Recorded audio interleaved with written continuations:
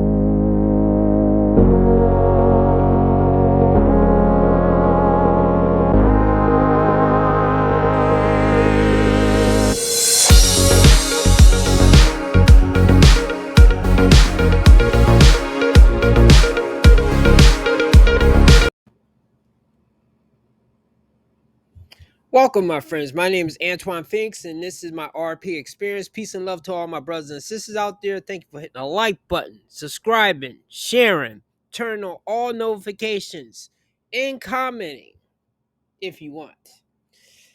Today's video is going to be about the 4 stages of a relationship.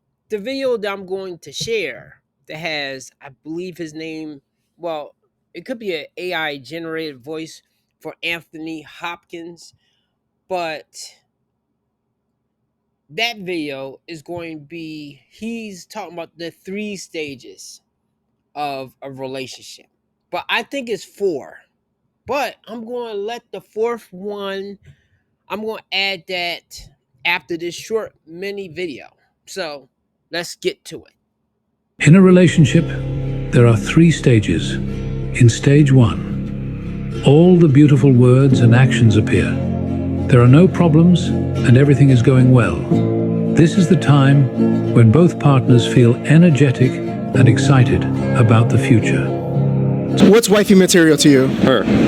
Everything that she is. That's really cute.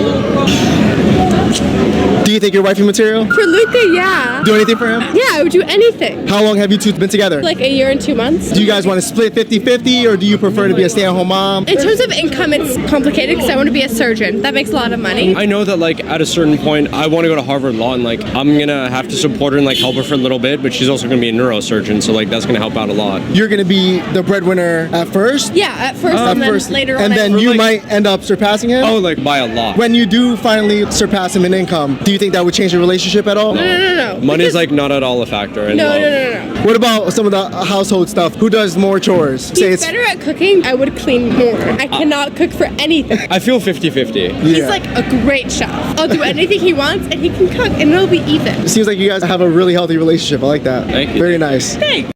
Stage 2 is where the difficulty begins. You start to notice each other's imperfections and argue about even the smallest, most trivial things. At this point, some couples may feel disheartened and consider giving up. However, this stage can be overcome if both partners are willing to work through the issues together. It's in this stage that the foundation of understanding begins to form. All right, let me come right in the middle of this. With that first stage, when everything's going perfect and people are in that, well, a lot of people will call that puppy love, or they will call it that the honeymoon period. Okay, but not a lot of people get that. I've dated women.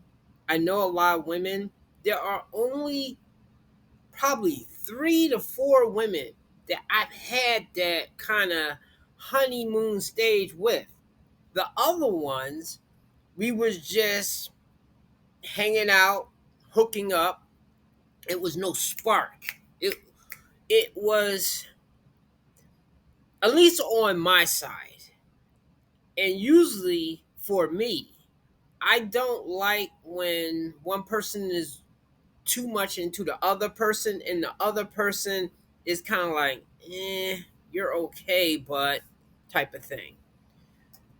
But with the women that I've had, except for that high school one, because I know that was definitely infatuation, because that was definitely one sided. I was into that girl. That girl did not, well, she knew I existed, but she wasn't feeling me. But the ones that I had a thing with, I felt it was mutual. Okay. Then, of course, it was that second phase right there when every little thing starts irritating the person. Now, I think a lot of times, because I know for me, because I made this mistake, when I meet a woman, and whether you want to call it chemistry or that spark, things are really popping off at the beginning.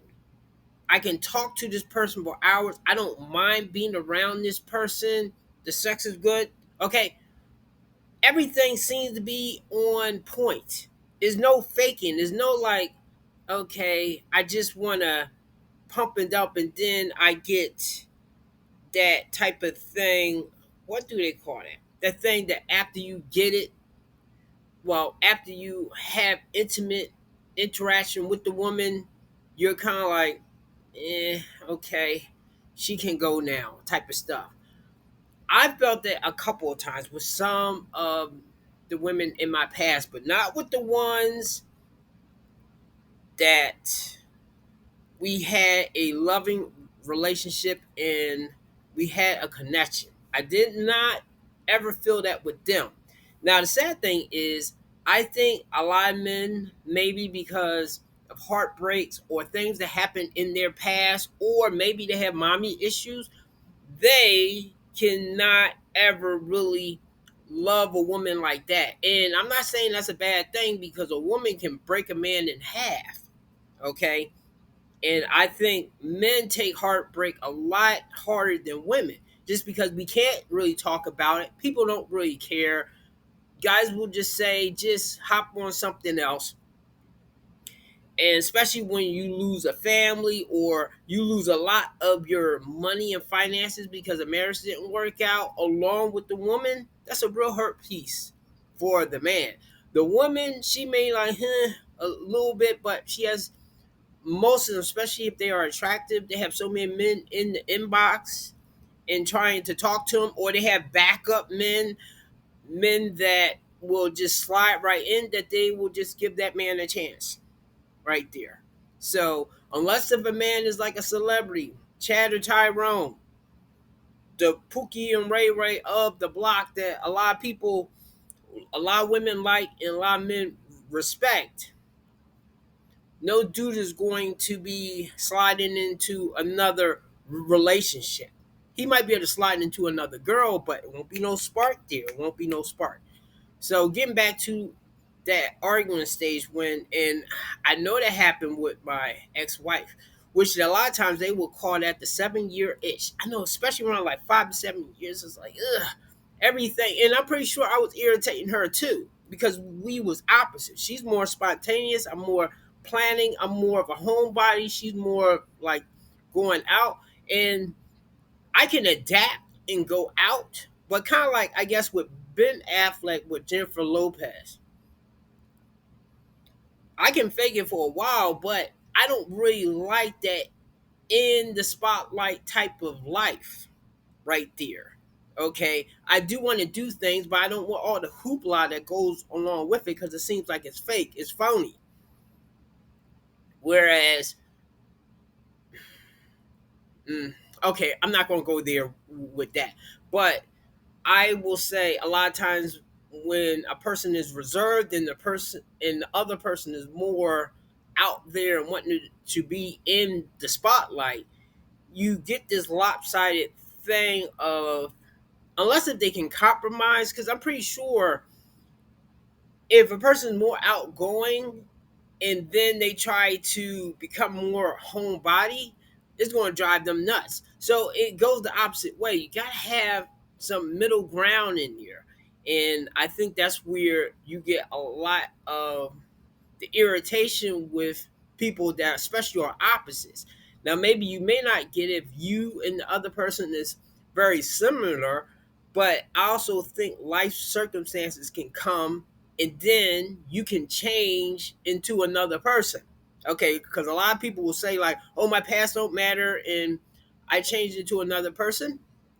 Okay, fine, but you can be with somebody and everything's good, but because you get higher status, a different job, different friends. I see a lot of times with women, men can sometimes be, if they get like stardom and get exposed to women that they usually was not able to get, then maybe they might stray. But with women, is too many pitfalls with new friends, new job, moving somewhere else, and that person can change. And even if you two were more the similar type, then you two can break out. So, okay, I just want to hammer home like in two different ways, both people can start getting irritated with the other, or the person can upright and change on the other. Then there's stage 3, the most beautiful stage. This is where real love emerges. You have learned to solve problems without shouting or arguing. You understand how to treat each other with respect. In a relationship, there are 3 stages. Okay, now that was that guy's 3 stages, but I think it's 4. And okay, this is what I mean. I think it becomes after the first stage and the second stage, then there's a fork in the road of if you're going to be a 3 or a 4. Or they could be the same number, but they could go either way. Unfortunately, even the fact that I am a person that can compromise and I don't mind sitting down and talking out a problem, not screaming a problem out. I have been hoodwinked into that before because when I'll ignore and be calm, but once a woman starts hitting me below the belt or saying certain things that she trying to get a rise out of me or strike a certain chord, she will eventually get it if I don't get out the door quick enough. And that's what a person was a master of, just saying stuff and then saying that, well, I don't mean it. I just say stuff when I get upset. Yes, but if I was just to say it, it would be something else. Okay? And of course, you are saying things that either I confided and told you or things that you knew that would hurt me and you would just say it anyway. So, yes, you have to watch it with women with that type of stuff. So, in that second stage, when both people start to become irritated with each other. Or also, because I forgot to say, sometimes a person has a picture of a person or they expect life to be a certain kind of way and it doesn't turn out like that. Maybe when they got together, he was a high roller. He was working on Wall Street. Everything was fine. But then it was a crash or he got laid off. He couldn't get that same type of job. He had to do something else. Maybe he started doing crypto, but it's taken him a while to get to where he was. Now he had to change right there. Then maybe she did love the fun she had with him. A lot of her attraction was the fact that he had that money and he had a certain air and confidence when things was going good for him at that time of his life. But now he's in a different mindset and trying to figure things out. And she's not feeling that right there. The same way a man may change his feelings for a woman if she starts gaining too much weight, too much pounds, start going through certain anxiety or certain states that she's not the same person that she was in the beginning. It may be hard for him to understand, and he might start losing feelings for her. Only difference here is, in most cases, men will usually stick by a woman. She starts blowing up, or she start having anxiety, or she start having temper tantrums. I will admit, with women, they may stay, but they may start kicking the man when he's down. And in that case, maybe you should just leave him. Leave him then, because you are just wounding his confidence even more, when that's eventually what you are going to do. So I don't think a lot of people get to that stage that they are understanding a person. Not that people can't, but most people take that thing of either just leaving the person, discarding the person, or if they stay, they start putting the person down, making them miserable. This is why, and I'm not sure how I'll make that video a long length one. This is how I think sometimes a divorce might be the better choice. If you are going to stay and keep being a thorn to the person's side, keep abusing them mentally, maybe even physically, because sometimes women have hand problems, maybe yes, you should pull the trigger. And after that happens to you, the man, maybe you shouldn't be so easy to marry another woman again, because then you repeat the cycle right there.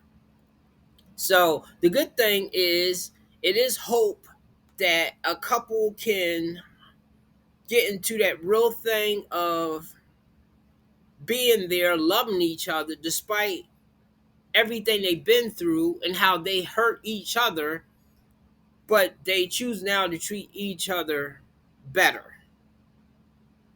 Unfortunately, I think a lot of people choose the other option of abusing the person or discarding the person. So really, it's four stages, and you make the choice at that second stage which way you are going to do. But truthfully, both of you make that choice, because even if you want to fight and save the relationship, if they want to end it or they want to keep punishing you, it's not going to matter what you do. This goes for the man and the woman, but I do think, especially once you get married and you have kids, the man is more in that position, unless if he's okay, I'll just use his name, like Jay-Z, a billionaire, a man of super high status, that even if he does give up half, he's still going to be okay. He's still going to be okay, and he's still going to be able to move on in his life and meet other women. Whereas the woman will not be able to easily replace him. So unless if you can get to that level, but not every man can get to that level of high status that the woman will super regret leaving him, unless if you grow after her. And after that, it makes you wonder if you should take her back, if she comes back. Because I kind of think the same way they left you before, they will probably leave you again, or the same way they treated you before, they'll probably treat you again, unless if you maintain that leverage of you can just lead them and replace them. This is for the men out there. So this video is a 50-50 video. You can either choose love or you can choose hate. And a lot of people choose hate. Even though they love the person at that time, they want to destroy them later. And this goes for both genders. So everybody try to be better. Try to choose the path of understanding and making your relationship work. Especially if you took those vows. Because I'm kind of thinking most people don't take those vows seriously. What's the point of doing that hoopla song and dance before God and everything, and then later you're going to basically spit in his face and say, oh, that don't count. Give me a like and subscribe and have a good day.